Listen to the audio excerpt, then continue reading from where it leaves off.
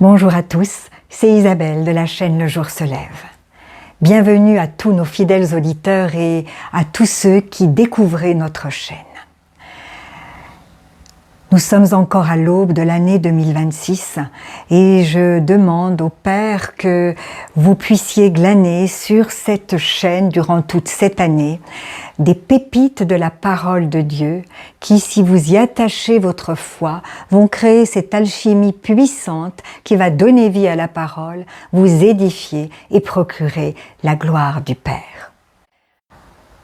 Quand une année commence, bien souvent, on se fixe traditionnellement des objectifs. Pour ma part, il y en a un que le Seigneur m'a mis dans mon cœur en méditant les derniers versets d'Ésaïe 55. Et j'ai décidé que ce serait l'objectif de mon année.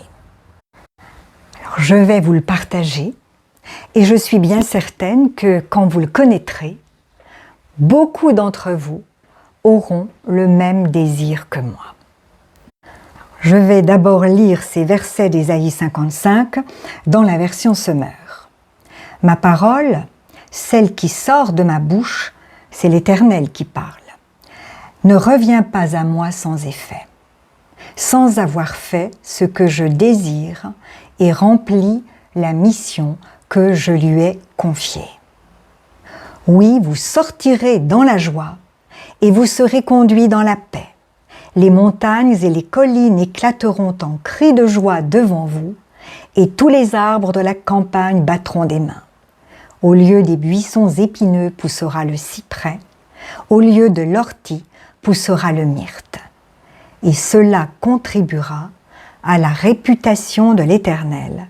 Ce sera un signe éternel qui ne disparaîtra jamais. D'autres traductions disent « Ce sera pour l'Éternel une gloire, un monument perpétuel, impérissable ». Alors nous ne devons pas perdre de vue que c'est l'Éternel qui parle dans ces versets et qu'il y exprime sa volonté. Et sa volonté, c'est que la parole qui sort de sa bouche doit lui revenir. Mais qu'elle ne peut pas lui revenir tant qu'elle n'a pas été exécutée. C'est seulement quand elle est accomplie qu'elle peut revenir au Père, remonter vers lui, exécuter. Pas avant.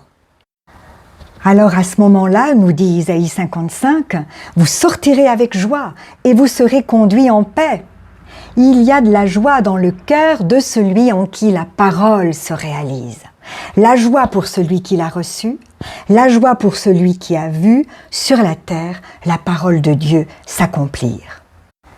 Et cette joie et cette paix qui nous remplit quand les paroles de Dieu, les promesses de Dieu s'accomplissent dans notre vie, elle n'est pas seulement intérieure, elle déborde, elle devient visible, elle touche même la création. Les montagnes et les collines éclateront en cris de joie devant vous, nous dit Ésaïe 55, et tous les arbres de la campagne battront des mains. Et il poursuit, au lieu de l'épine s'élèvera le cyprès, au lieu de la ronce croîtra le myrte. Voyez, la parole accomplie remplace ce qui blesse par ce qui élève. Mais le plus important, c'est que tout cela, c'est pour l'Éternel. Oui, c'est la joie pour les enfants de Dieu lorsqu'une promesse s'accomplit. C'est la joie pour les œuvres de Dieu, pour sa création. Mais pour l'Éternel, c'est la gloire. Dieu est glorifié lorsque sa parole lui revient accomplie. Alors, ce que je vous propose, c'est cet objectif merveilleux pour l'année 2026. Que la parole de Dieu lui revienne exécutée. Comment est-ce possible?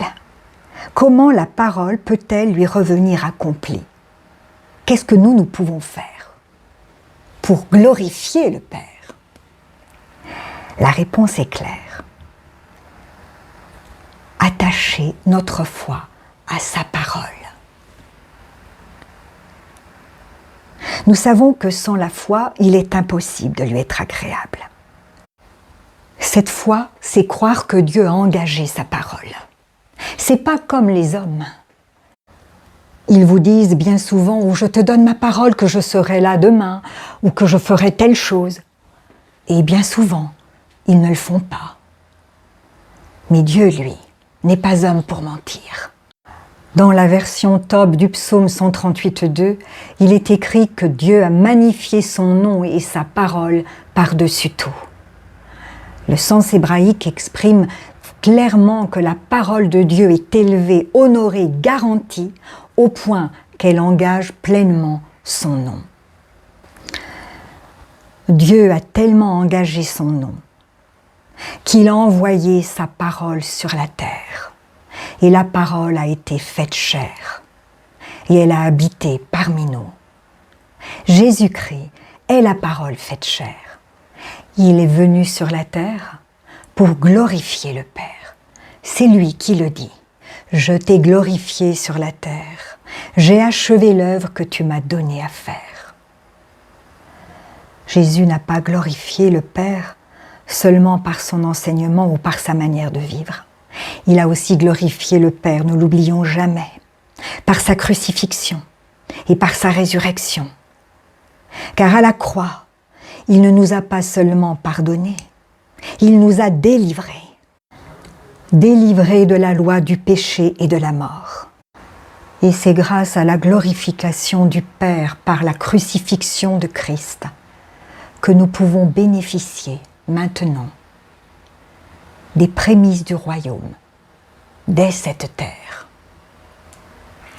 Voilà comment Jésus a glorifié le Père, en détruisant les œuvres du diable, en brisant la domination du péché, de ses conséquences, la maladie et de la mort. Et Jésus nous a montré comment continuer à glorifier le Père. Il nous l'a montré bien sûr par sa manière de vivre, par ses actes, par son enseignement. Il nous a montré comment la parole de Dieu peut s'exécuter sur la terre, dans nos vies, et remonter ainsi vers le Père pour le glorifier. Et ça, c'est pour notre bonheur, car l'Éternel connaît les projets qu'il a formés sur nous, nous dit-il, des projets de paix et non de malheur, afin de nous donner un avenir et de l'espérance. Ce ne sont pas les malheurs qui glorifient le Père. Ce ne sont pas les maladies qui glorifient le Père. Ce ne sont pas les péchés. Ce ne sont pas les œuvres du diable. Ça, c'est les œuvres du voleur qui ne vient que pour dérober, égorger et détruire. Moi, dit Jésus, je suis venu afin que mes brebis aient la vie et qu'elle l'ait en abondance. Ce qui glorifie le Père, c'est la victoire, c'est la guérison, c'est la délivrance, c'est la victoire sur le péché. Et cette victoire, nous l'avons déjà, si nous croyons que Dieu honore sa parole. Par exemple, quand il vous dit que sa parole est la vie et la santé pour tout votre corps, que c'est lui qui pardonne toutes vos iniquités, qui guérit toutes vos maladies, le croyez-vous ?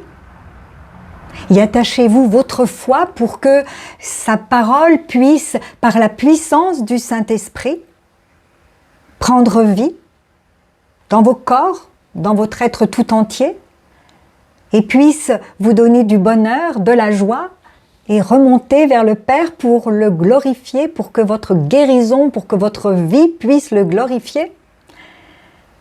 Ou croyez-vous ceux qui vous disent « Oh non, non, non !» Il ne s'agit pas de la guérison physique, mais d'une guérison spirituelle. Là, ce sont des hommes qui honorent leur propre parole, mais pas celle de Dieu, car il est bien écrit qu'il s'agit d'une guérison physique. Cet exemple me vient spontanément à l'esprit parce qu'il y a tant de chrétiens qui font leur marché dans la parole, ils font le tri selon leurs propres expériences. On prend un bout d'un verset et pas l'autre, parce qu'on ne le voit pas se réaliser dans notre vie. Mais Jésus est clair, nous aurons ce que nous croyons. Si tu dis à cette montagne, jette-toi dans la mer, Et si tu crois que ce que tu dis arrive, tu le verras s'accomplir. Donc nous devons croire à ce que nous disons et nous le verrons s'accomplir. Il n'est pas dit que nous le verrons tout de suite, mais nous le verrons s'accomplir. C'est certain. La parole de Dieu est vraie. Alors mon objectif pour cette année 2026, c'est que le Seigneur soit glorifié par l'accomplissement de sa parole dans ma vie et dans la mission qui est la mienne. Et ce désir de glorifier le Père booste ma foi et ma volonté d'attacher cette foi à sa parole pour qu'elle se réalise et puisse lui revenir pleinement pour le glorifier. Et si cet objectif est aussi le vôtre, imaginez la gloire de l'Éternel. Lorsque ces promesses de bénédiction sur nos familles, par exemple, lui reviendront, parce que nous y aurons cru. Nous aurons cru ces paroles quand il nous dit que la bénédiction de l'Éternel est sur la maison du juste, qu'il bénira notre maison. Que nous soyons jeunes ou vieux, jamais le juste ne sera abandonné, et jamais sa descendance ne mendiera son pain. L'Éternel est glorifié quand nous sommes comme un arbre planté près des eaux, parce que nous nous sommes confiés en lui. L'Éternel est glorifié quand nous lui demandons sa bénédiction dans tout ce que nous entreprenons. Il est glorifié lorsque nous l'honorons,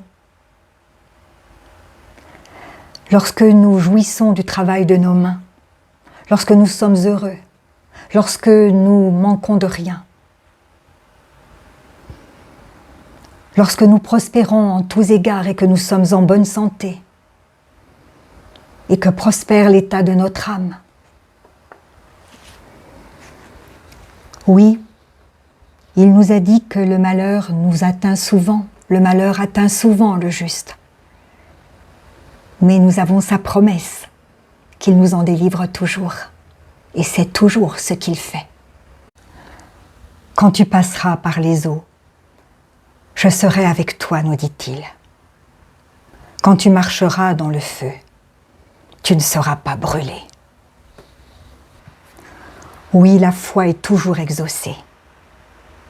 La foi biblique, celle qui est attachée à Dieu et à sa parole. Tout ce que vous demanderez avec foi, par la prière, vous le recevrez. Tout ce que vous demanderez en priant, croyez que vous l'avez reçu, et cela vous sera accordé. Et la grâce alors se manifeste. La grâce reçue par la foi, jamais séparée. C'est par la foi que nous avons accès à cette grâce, si nous y demeurons fermes. Si vous le souhaitez, je vous propose de vous associer à ma prière. Père, je te rends grâce. Je te rends grâce pour ce que tu es. Je te rends grâce pour ton amour. Je te rends grâce pour ta bonté et ta fidélité, pour tous ceux qui honorent ta parole. Je te rends grâce pour Christ, qui a donné sa vie pour nous réconcilier avec toi. Il nous a montré que garder ta parole et la mettre en pratique, c'est ce qui t'honore et qui te glorifie. Il nous a appris à recevoir tes promesses. Elles sont pour toi, oui, et par la foi, elles deviennent pour nous. Amen. Je n'oublie pas cependant que la plus belle gloire que l'on peut rendre au Père, ce sera le jour où Jésus pourra nous présenter comme son épouse devant toi. Aussi je veux attacher ma foi à ta parole pour qu'elle purifie mon âme et mon être tout entier, qu'elle me transforme à l'image de Christ. Merci, ton Saint-Esprit, toujours à mes côtés, dans cette œuvre de transformation. Je te prie aussi, Seigneur, pour tous les auditeurs de la chaîne Le Jour se lève. Tu connais leur cœur, tu sondes leurs âmes. Élève-les à toi, Seigneur. Transforme-les à ton image, pour qu'un jour, tous ensemble, nous puissions nous retrouver tout près de toi, corps de Christ, à te louer et à t'offrir nos couronnes. Amen. À toi, Seigneur, soit toute la gloire. À nouveau, belle et bonne année à tous. Restons unis dans le Seigneur, nous nourrissons de sa sève, et nous porterons ainsi ensemble de bons fruits qui l'honoreront. Que ce soit notre objectif pour cette nouvelle année.